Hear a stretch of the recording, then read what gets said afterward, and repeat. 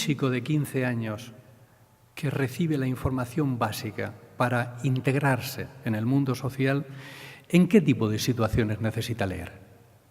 Necesita leer en situaciones públicas, por ejemplo, documentos oficiales, periódicos, folletos, situaciones educativas, en situaciones de interés personal, como pueden ser novelas, cartas, textos informativos, etcétera, o en situaciones ocupacionales. Y todo eso tiene unos determinados porcentajes representativos en los materiales que se utiliza en PISA.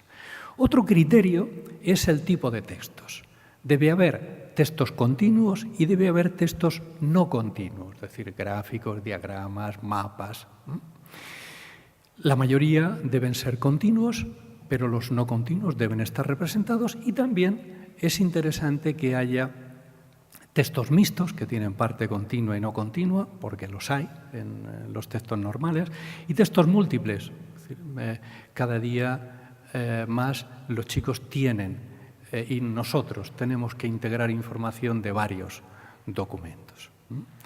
Y, en tercer lugar, las preguntas. ¿Qué tipo de tareas, qué tipo de preguntas se hacen?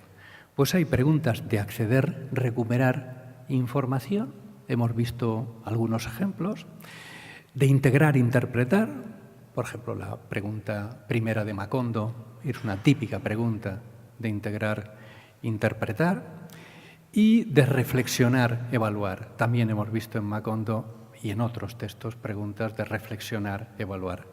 Esos son los tipos de preguntas que hay en PISA.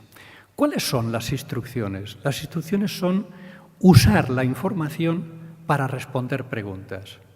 Eso quiere decir que un chico puede leer primero el texto y luego ir a las preguntas, leer primero las preguntas y luego ir al texto, leer el texto muy rápidamente y no completamente y luego ir a las preguntas. Es decir, cada uno lee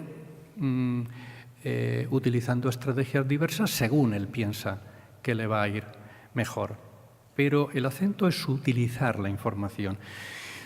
Eso quiere decir que la competencia lectora, que es lo que mide PISA, no es exactamente igual a la comprensión lectora. Competencia lectora incluye comprensión, obviamente, incluye comprensión, pero va un poco más allá de la comprensión, porque hay que tomar decisiones.